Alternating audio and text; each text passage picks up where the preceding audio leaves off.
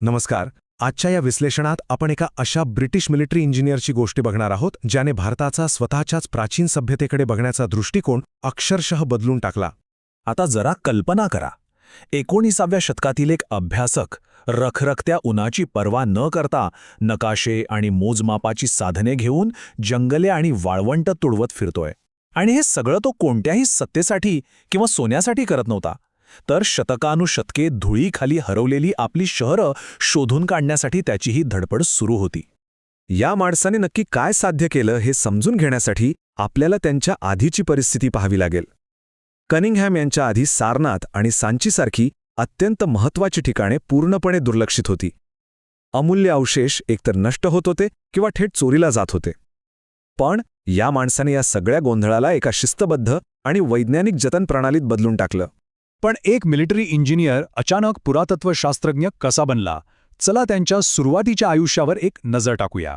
Alexander Cunningham यांचा जन्म 1814 मध्ये लंडनमध्ये झाला. पुढे 1833 मध्ये ते बेंगाल इंजिनियर्समध्ये एक अधिकारी म्हणून भारतात आले. पण खरी जादू घडली ती 1830च्या दशकात, जेव्हा त्यांची भेट जेम्स प्रिन्सेप या महान विद्वानाशी झाली. याच एका भेटीने त्यांच्या मनात प्राचीन शिलालेख आणि नाण्यांबद्दल अशी काही आवड निर्माण केली जी पुढे आयुष्यभर टिकून राहिली. आणि इथूनच सुरुवात झाली एका नव्या अध्यायाची, ज्यातून ASIचा जन्म झाला. त्यांची ही वैयक्तिक आवड एका अधिकृत सरकारी संस्थेत कशी बदलली हे पाहणं खरंच रंजक आहे. वर्ष होतं 1861. याच वर्षी ब्रिटिश सरकारने अधिकृतपणे आर्किओलॉजिकल सर्व्हे ऑफ इंडिया म्हणजेच ASIची स्थापना केली आणि साहजिकच कनिंघहॅम यांची त्याचे पहिले महासंचालक म्हणून नियुक्ती झाली. भारतीय पुरातत्वशास्त्राला खऱ्या अर्थाने इथेच एक भक्कम संस्थात्मक रूप मिळालं. यानंतर त्यांनी आपलं लक्ष वळवलं ते हरवलेल्या बौद्ध भारताच्या शोधाकडे. त्यांची काम करण्याची पद्धत एखाद्या ऐतिहासिक गुप्तहेरापेक्षा कमी नव्हती. आता बघा, त्यावेळी आजच्यासारखं GPS किंवा आधुनिक तंत्रज्ञान नक्कीच नव्हतं. मग त्यांनी काय केलं? तर कनिंघहॅम यांनी थेट फाहियान आणि ह्युएनत्संग या चीनी भिक्खूंच्या शेकडो वर्षांपूर्वीच्या प्रवास वर्णनांचा आधार घेतला. त्यांनी त्या वर्णनांमधील नद्या आणि अंतरांचे संदर्भ घेतले आणि त्यांची प्रत्यक्ष जागेवरील मोजमापांशी तुलना करून हरवलेली स्मारके अचूक शोधून काढली. खरंच हे अफलातून होतं. त्यांच्या या यशाची व्याप्ती किती मोठी होती हे यावरूनच लक्षात येतं.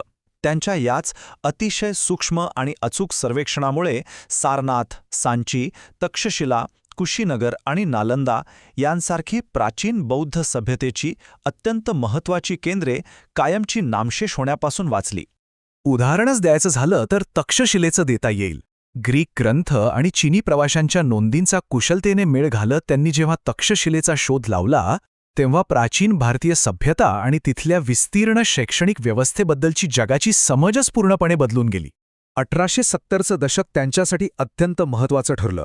त्यांनी भरहूत स्तूपाचे अप्रतिम कलात्मक अवशेष शोधून काढले आणि बोधगया येथील त्या पवित्र महामोदी मंदिराचे अतिशय बारकाईने दस्तऐवजीकरण केले. होय, हे तेच ठिकाण जिथे गौतम बुद्धांना ज्ञानप्राप्ती झाली होती. हा अमूल्य बौद्ध वारसा त्यांनी जगासाठी अक्षरशः जतन करून ठेवला. पण एक गोष्ट लक्षात घ्या, ते फक्त जुने दगड उकरून काढत नव्हते, तर ते इतिहासाचं वाचन करण्यासाठी एका नव्या विज्ञानाची पायाभरणी करत होते. जसं की नाणशास्त्र किंवा जुन्या नाण्यांचा अभ्यास. ते यात पारंगत होते. त्यांनी प्राचीन भारतीय नाण्यांचा केलेला अभ्यास हा अनेक इतिहासकारांसाठी एक मास्टर की ठरला. प्राचीन व्यापारी मार्ग समजून घेणं असो वा विस्मृतीत गेलेल्या राजघराण्यांचा काळ ठरवणं असो, ही नाणी खूप कामी आली. आणि शिलालेखांचं काय? प्राचीन दगडांवरील लेख काळजीपूर्वक कॉपी करून त्यांचं विश्लेषण करण्यात त्यांनी दिलेलं योगदान प्रचंड आहे. यातूनच इतिहासकारांना प्राचीन साम्राज्यांचा काळ, तिथले राज्यकर्ते आणि धार्मिक चळवळींचा इतिहास नव्याने व अत्यंत पद्धतशीरपणे मांडता आला. महत्त्वाचं म्हणजे त्यांनी हे सगळं ज्ञान स्वतःपुरतं मर्यादित ठेवलं नाही. त्यांनी आपले सर्व शोध सविस्तर अहवाल आणि पुस्तकांमध्ये व्यवस्थित नोंदवून ठेवले. द भिल्सा टोप्स आणि अनेक खंडांमध्ये विभागलेला त्यांचा आर्किओलॉजिकल सर्व्हे रिपोर्ट्स आजही प्रमाण मानले जातात. जी स्मारके आज काळाच्या ओघात नष्ट झाली आहेत, त्यांच्या अभ्यासासाठी हे दस्तऐवज आजही कोणत्याही खजिन्यापेक्षा कमी नाहीयेत. आता त्यांच्या कारकिर्दीच्या शेवटाकडे येताना त्यांचा हा प्रचंड मोठा वारसा आणि तत्कालीन वास्तव यांचा एकत्र विचार करणं गरजेचं आहे. बघा, हे नक्कीच खरंय की त्यांच्या सुरुवातीच्या उत्खननांमध्ये आजच्या आधुनिक वैज्ञानिक दृष्टिकोनाचा थोडा अभाव होता आणि काही वस्तू त्यांच्या मूळ जागेवरून वसाहतवादी हितासाठी हलवल्या गेल्या. पण आपण हे विसरता कामा नये की कनिंघहॅम त्या काळी अशा एका ज्ञानशाखेची पायाभरणी करत होते जी संपूर्ण जगातच अगदी प्राथमिक अवस्थेत होती. त्यांच्या याच पायावर पुढे आधुनिक भारतीय पुरातत्वशास्त्र दिमाखात उभं राहिलं. सुरुवातीच्या काळात बजेटची कमतरता आणि अनेक प्रशासकीय अडचणींचा सामना करत त्यांनी पंजाब, उत्तर प्रदेश आणि गांधार प्रदेशात सर्वेक्षणाचा एक खराखुरा सुवर्णकाळ उभा केला. अखेर 1885 मध्ये ते ASI मधून निवृत्त झाले आणि 1893 मध्ये लंडन येथे त्यांनी अखेरचा श्वास घेतला. पण त्यांचं काम तिथेच थांबलं नाही.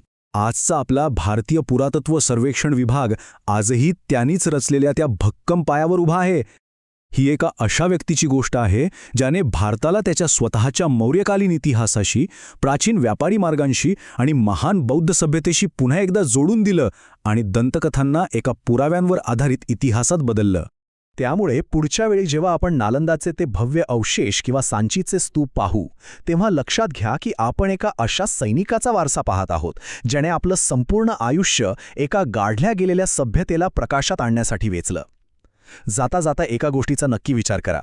जर 19व्या शतकातील या इंजिनियरने धुळीखाली दडलेला तो इतिहास शोधण्याचा वेळ घेतलं नसतं तर प्राचीन भारताचा हा खराखुरा इतिहास आज खरोखरच आपल्या स्मरणात राहिला असता का?